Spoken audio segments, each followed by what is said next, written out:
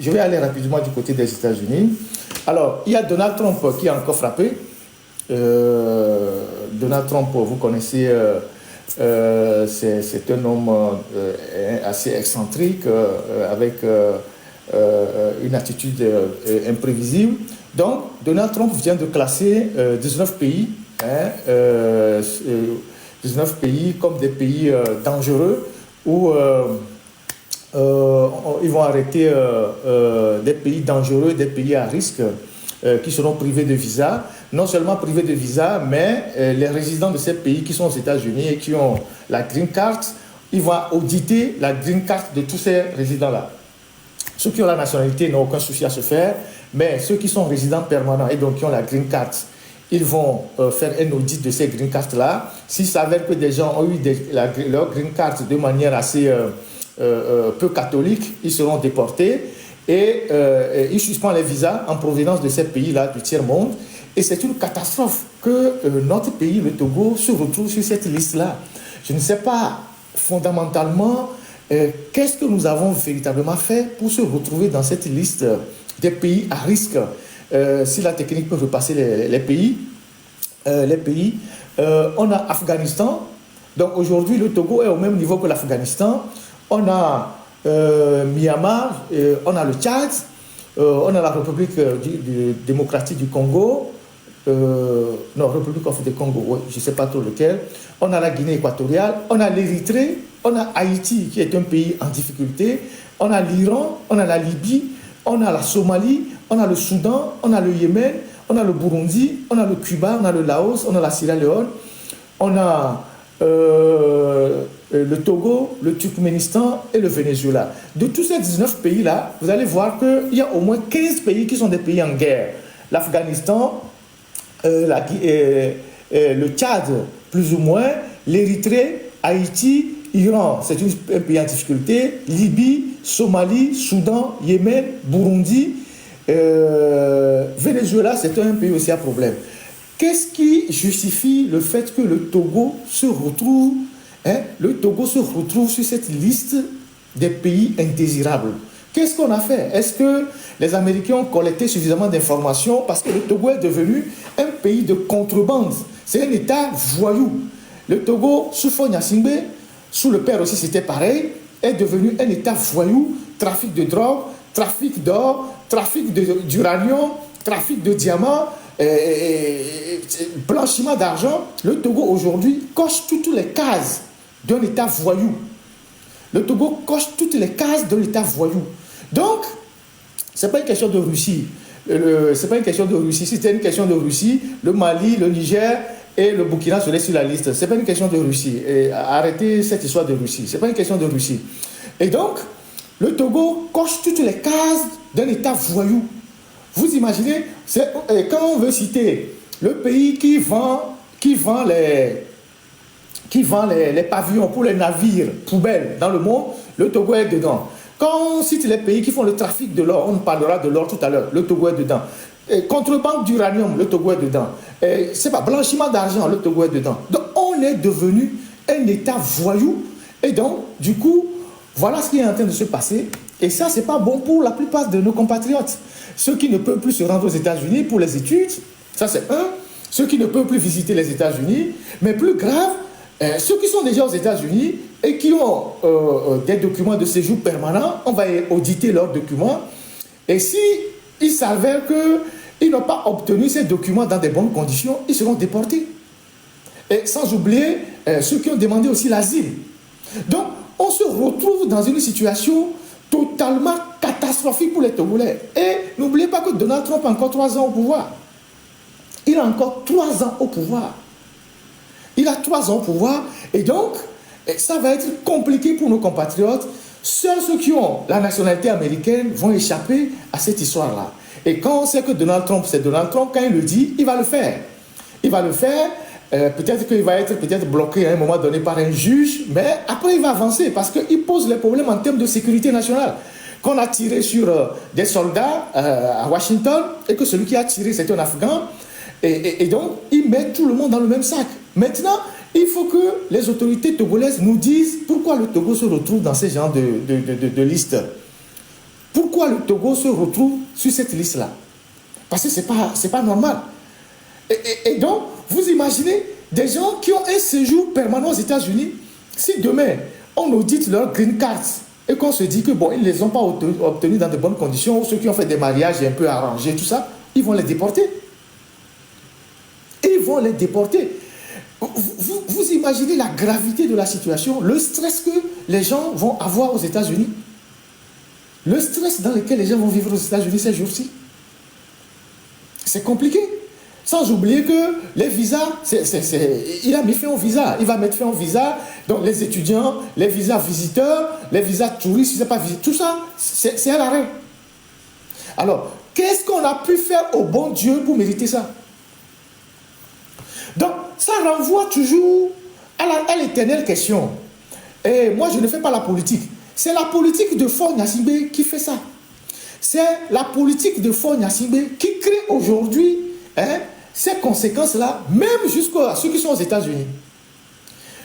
J'ai peut-être un cousin ou un frère qui est aux États-Unis. Il est tranquille parce qu'il a sa green card. Il se dit, moi, je ne me mêle pas de vos histoires du Togo, là, j'ai rien à foutre. Il y a une donne dans nos politiques. Mais il se fait qu'aujourd'hui, la manière dont Faure gère le pays le rattrape. Les trafics de passeports de service, toutes les conneries qu'ils ont eu à faire. Donc, tu fais la politique ou tu ne fais pas la politique, les actes que Faure pose aujourd'hui te rattrapent aux États-Unis. Donc, nous devons nous poser les bonnes questions par rapport à cette histoire de Donald Trump qui veut passer au scanner les green cards. Il a déjà donné des instructions pour qu'on arrête la délivrance des visas, mais le plus grand drame, c'est qu'il veut passer au scanner ceux qui ont déjà la green card. Ça, il va avoir des crises pas possibles. Donc, ceux qui ont la nationalité sont exemptés, mais ceux qui ont la green card, ils ont des soucis à se faire. Parce que tu ne sais pas si tu vas te retrouver dans ce filet-là ou pas. Bon courage à tous les compatriotes qui sont aux États-Unis. Espérons qu'ils vont s'en sortir. On va parler le chef d'escadron Agba Mazalo. Si la technique a ces images. Si la technique a ces images, le chef d'escadron Agba Mazalo,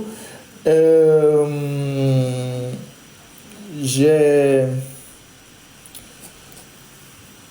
eu des retours comme quoi elle n'était pas vraiment... Elle avait un moral très bas après tous les lives qui ont été faits, qui ont été consacrés à elle. Évidemment, c'est elle qui est sortie pour lire le communiqué. Selon mes informations, ce communiqué qu'ils ont lu, vous vous rappelez que j'avais dit, la gendarmerie, c'est un corps qui est entre deux ministères, le ministère de la Défense et le ministère de la Sécurité. Et donc, selon mes informations beaucoup plus poussées, c'est le ministre de la Sécurité, donc M. Madjoulba, qui a demandé à la gendarmerie de lire ce communiqué-là. Parce que la dernière fois, je me posais la question, qui a autorisé la gendarmerie à lire ce communiqué? Parce que la gendarmerie ne peut pas se comporter dans un pays comme s'ils étaient un État dans l'État. Même s'il y a un problème où on droite la gendarmerie ou bien on met en cause la gendarmerie, ils ont d'abord des supérieurs, soit le ministre de la Défense qui est Faure Gnassingbé, soit le ministre de la Sécurité qui est Madjoulba. C'est eux seuls qui sont habilités à parler pour couvrir l'unité. L'unité ne peut pas venir parler, ne peut pas venir s'exprimer comme si elle était un État dans l'État. Imaginez en France, si on dit demain qu'il y a un souci avec un gendarme qui est mis en cause en France, le directeur de la gendarmerie en France va se lever, va venir sur les médias et parler comme si on était dans les années 1970 pour dire oui, nous, la gendarmerie française, on n'est pas impliqué, on met en garde tel, alors qu'il y a des supérieurs hiérarchiques. Et donc, on se rend compte que, selon mes informations, c'est le ministre Madjoulba qui a demandé à la gendarmerie de lire ce communiqué. Donc, c'est le ministre qui cherche à étouffer une affaire de VIOL sur un citoyen de la République. Et ce ministre-là, il a fait longtemps ambassadeur en France. Et ce n'est pas normal. Monsieur Kaliss Madjoulba, vous, on a assassiné votre frère dans des conditions qui n'ont pas été élucidées jusqu'à ce jour.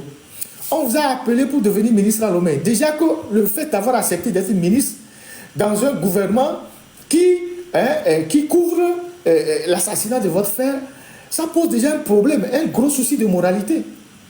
Maintenant, Je vous avais dit que ce ministre-là ne lui donnait jamais la communion sans confession parce qu'il fait partie aussi aujourd'hui de ceux qui sont dans l'appareil sécuritaire et qui actionnent la répression. Et c'est lui qui coordonne les Israéliens, qui font les écoutes, qui font tout. C'est lui, parce que quand il était ambassadeur en France, c'est lui qui coordonnait aussi Israël. Donc, tous ceux qui font les écoutes à Lomé, c'est lui qui gère tout ça. Et cette dame-là, la pauvre dame, parce qu'elle n'a pas le moral, il semble qu'elle a eu un moral très cassé, elle était chargée de communication à la MINUSCA en Centrafrique. Donc, elle a fait les Nations Unies, elle a fait une mission des Nations Unies. Elle sait que les Nations Unies ont des normes. Donc, elle ne pouvait pas sortir comme ça pour venir raconter des conneries. Aujourd'hui, bon, c'est elle qui a pris les coups. Et il semble que, bon, elle a eu quand même, elle a le moral très bas. Et donc, je voudrais rappeler à M. Madjoulba et à Fon Gnassingbé que c'est eux qui sont les supérieurs hiérarchiques de la gendarmerie. Si, dans cette affaire de VIOL, d'abus des femmes, les coupables ne sont pas traduits devant les tribunaux, c'est eux demain qui seront poursuivis. Parce qu'il y aura un demain. Aujourd'hui, ils ont le pouvoir, ils sont protégés. Aujourd'hui, ils sont aux affaires, ils sont protégés. Mais demain, ils seront poursuivis. Parce que c'est eux qui sont les supérieurs hiérarchiques de la gendarmerie. Lui, Fon Gnassingbé en tant que ministre de la Défense, et l'autre, Madjoulba, en tant que ministre de la Sécurité et de la Protection civile. Quand on est ministre de la Sécurité et de la Protection civile, on ne vient pas couvrir les conneries des soldats. On ne vient pas étouffer les bêtises des soldats. On les punit pour que ça serve de leçon aux autres. Donc voilà la suite de l'histoire de notre sœur chef d'escadron Mazalo. Et paraît-il que après tous les lives qui ont été faits, elle a perdu le moral et que ses enfants même aujourd'hui, elle est encore plus protégée qu'hier. Ils ont mis des unités pour protéger sa maison. Tant mieux. Donc voilà. Alors, message des étudiants de l'école polytechnique de Lomé. Je voulais vous faire part des difficultés que nous, étudiants de l'école polytechnique de Lomé, nous éprouvons pour avoir nos notes d'examen. Donc au Togo, à l'université, quand vous finissez de composer, même pour avoir les notes, il faut attendre 6 mois, 1 an, 4 mois. Et ça, c'est une république. En effet, M. Ferdinand, c'est un total calvaire. Cette année, nous sommes inscrits normalement au campus et nous avons acheté des matières. Bon, il semble qu'ils ont des unités là-bas qu'ils achètent à travers des... Je ne sais pas comment ils font ça, ils achètent des matières. Nous avons composé normalement dans ces matières, mais l'administration de cette école est incapable de nous remettre les notes à temps. Dites-vous que cette situation date de l'année académique dernière et que nous avons repris une nouvelle année, mais nous sommes toujours dans l'attente de nos notes.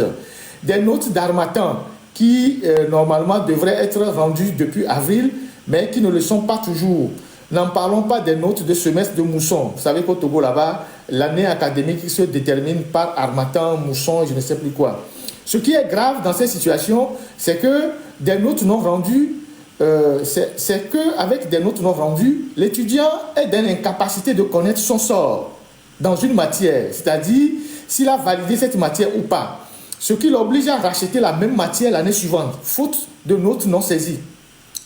Et c'est comme ça que certains se retrouvent à acheter la matière ou plusieurs matières pendant plusieurs années consécutives avec le même résultat, vu que l'administration de cette école se fout bien de savoir s'ils ont saisi vos notes ou pas. Nous sommes allés à maintes reprises faire des plaidoyers auprès de l'administration. Nous avons évoqué, on ne sait combien de fois, notre situation, mais rien n'est fait. Ils s'en foutent complètement de nous, soi-disant qu'ils sont débordés et qu'ils n'ont pas le temps. C'est dommage pour une école censée former des ingénieurs et qui, plus est, encore des ingénieurs en informatique depuis la fusion de l'INSI et du CIC, donnant naissance à une école d'ingénieurs et être capable de saisir, incapable de saisir des notes des étudiants. Donc vous avez au Togo une école d'ingénieurs, donc INSI et CIC qui était le centre informatique réunis, qui n'ont pas d'ordinateur et de matériel pour saisir les notes des étudiants. Et vous voulez demain, je ne sais pas, challenger les autres qui avancent.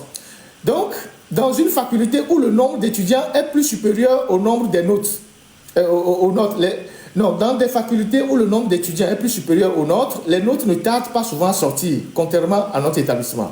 Encore, ce qui est grave, c'est qu'un seul étudiant de l'école polytechnique de Lomé paye 400 000 francs de scolarité en une année au campus, en comparaison à un étudiant lambda d'une autre faculté qui paye 28 000 francs, mais qui, à l'opposé d'un étudiant de l'EPL, a plus de chances d'avoir ses notes à temps. L'administration n'a que faire de nos demandes. On se demande même si cette administration ne prouve pas un malin plaisir à nous torturer et à nous priver de nos notes afin qu'on fasse autant d'inscriptions possible. Bon, bref, c'est un long message. Chers étudiants, on ne vous donne pas vos notes, on vous prive de vos relevés, on vous fait poireauter, mais sortez pour manifester. Dites que vous n'êtes pas d'accord, manifestez, dites voilà, que vous n'êtes pas d'accord et manifestez. Sortez pour manifester, c'est la seule solution. Moi, je n'ai pas de solution miracle à vous proposer. Moi, j'ai lu votre message, mais il faut faire des mouvements. Au campus là-bas, il faut bloquer, il faut faire des manifestations. Voilà. Et comme je le disais tantôt, le pays a de plus en plus de difficultés financières. Actuellement, il y a une tension de trésorerie. On ne sait pas où vont les recettes, si toutes les recettes sont acheminées au trésor, ou bien ça va dans des comptes privés à la maison. Mais toujours est-il qu'au trésor, il y a de plus en plus de difficultés à régler des factures, et notamment des factures des opérateurs économiques privés, des gens qui ont fait des prestations de services à l'État, au point qu'il s'est instauré ou s'est installé au niveau du trésor public au Togo un phénomène qu'on appelle le phénomène de 10%. C'est même normalisé. C'est quoi le phénomène de 10%? Prochainement, je donnerai les noms de ceux qui font ça au trésor. Puisque les opérateurs économiques déposent leurs factures au trésor, et comme il n'y a pas suffisamment d'argent, lorsqu'il y a un peu d'argent qui rentre, il y a des gens au trésor qui appellent tel opérateur économique et disent « Ah, il y a un peu d'argent qui est rentré. Si tu veux qu'on règle ta facture, tu nous dois 10%. Si tu veux qu'on traite rapidement ta facture, tu nous dois 10%. Tu nous payes 10%. » Et donc, comme l'opérateur économique n'a pas le choix, soit il paie les 10% et on lui reverse l'argent, ou il ne paye pas et sa facture va rester là-bas aussi longtemps que possible. Parce qu'il n'y a pas suffisamment d'argent qui rentre dans les caisses de l'État. Et donc, les opérateurs économiques, certains sont obligés d'accepter. Donc, quand tu acceptes de leur payer les 10%, ils débloquent l'argent et toi, tu viens chercher l'argent et derrière, tu leur donnes les 10%, main à main, ni vu ni connu. C'est-à-dire, ils prennent l'argent, il n'y a pas de traçabilité, il n'y a pas de virement bancaire, il n'y a rien. L'opérateur économique qui accepte de payer les 10%, on positionne rapidement sa facture, on débloque l'argent, lui, il vient chercher l'argent, et derrière, il va donner la commission des 10% à ceux qui se sont débrouillés au trésor pour payer sa facture. Et donc, ni vu ni connu. Et donc, vous voyez des cadres du trésor qui sont énormément riches parce qu'ils prennent des pourcentages sur l'argent des opérateurs économiques. Et ça, tout le monde connaît ce phénomène. Mais personne ne dit rien. Il n'y a pas de lutte contre la corruption au Togo. Et tout le monde connaît ce phénomène-là. Les opérateurs économiques n'en peuvent plus de cette pratique des 10% au trésor public. C'est connu de tout le monde. Mais comme Fong Asimbe, il est le chef de la mafia, il protège tous les petits voyous qui sont au bas de l'échelle. Parce que tous ces gens qui sont au trésor, beaucoup ont des cartes unir. Donc ce sont des militants du parti au pouvoir, et donc on ne va pas les arrêter, parce que si on commence par arrêter un seul, toute la machine va être dehors. Donc aujourd'hui, comme le pays traverse des difficultés financières, cette pratique des 10% est devenue carrément une norme. C'est une norme où tu donnes les 10%, ta facture est réglée, ou tu ne donnes pas, ta facture pourrie là-bas. Voilà comment le Togo fonctionne. Je vous donnerai, comme j'ai fait pour le cas de l'OTR là, je vous donnerai dans les jours qui viennent, ceux qui sont au trésor public et prennent les 10% sur les marchés. Ceux qui raquettent les opérateurs économiques et prennent les 10%, je vais vous donner leur nom. Parce que si l'État est incapable d'assumer son rôle régalien, à savoir lutter contre la corruption, il faut que d'autres personnes dévoilent ces gens-là. C'est pas normal. Si moi j'ai une facture de 50 millions, de 20 millions, alors que je dois payer des impôts, je dois faire ceci, je suis obligé ou contraint de donner 10% aux gens qui sont au trésor. Est-ce que c'est normal? Oui, quelqu'un dit que c'est une dîme. C'est plus qu'une dîme. C'est vrai que ça, oui, c'est une dîme. Mais c'est une dîme qu'on te contraint de donner. Si tu veux rentrer dans tes fonds, tu es contraint de donner la dîme. Mais si tu ne veux pas, ta facture va rester là-bas 2 ans, 3 ans, 4 ans. Et c'est comme ça que beaucoup d'entreprises ont fermé à Lomé. Beaucoup d'opérateurs économiques ont fermé à Lomé. Parce qu'ils ont des factures qui sont au trésor, l'État ne paye pas. Eux, ils refusent de payer les 10%. Et donc, les factures sont là-bas, ne sont pas traitées. On ne peut pas accepter ça. Donc, voilà. Et l'OTR aujourd'hui, parce qu'il n'y a pas d'argent, l'OTR, dans les jours qui viennent, va traquer beaucoup de gens. Et même l'université même ne fait pas exception. Je vais vous montrer un document technique. L'OTR a adressé un courrier à l'université de Lomé. Voilà ce courrier. Si on peut l'agrandir pour que je puisse lire le courrier. Voilà ce courrier que l'OTR a adressé à l'université de Lomé. Monsieur le Président, donc la direction des moyennes entreprises et de l'enregistrement. Monsieur le Président de l'université de Lomé. Voilà. Affaire suivie par monsieur machin. Je ne vais pas donner. J'ai l'honneur de porter à votre connaissance que dans le cadre de la gestion des droits d'enregistrement et en application des dispositions des articles 262, 279 du livre de procédure fiscale, administration fiscale, l'administration fiscale souhaite obtenir l'état récapitulatif de tous les marchés et contrats conclus entre votre institution, donc l'université, et les entités, personnes physiques ou morales, pour les exercices de 2024 et 2025 selon le modèle joint en annexe. Vous disposez d'un délai de 30 jours à compter de la réception de la présente demande pour adresser votre réponse à l'administration fiscale conformément aux dispositions de l'article machin. Veuillez recevoir, Monsieur le Président, mes salutations distinguées. Et donc, l'OTR est en train de demander à l'université de faire le point de tous les contrats qu'ils ont donnés aux personnes physiques et morales pour voir, c'est pour aller chercher à voir s'il y a des impôts, tout ça à payer et tout ça. Donc, ça veut dire que le pays traverse des moments très difficiles. Et il y a des individus qui ont stocké l'argent à la maison, qui sont plus riches que l'État. Et voilà dans quelles conditions les gens sont obligés de prendre les 10% sur les marchés avant qu'ils ne payent les factures. Bon, on continue.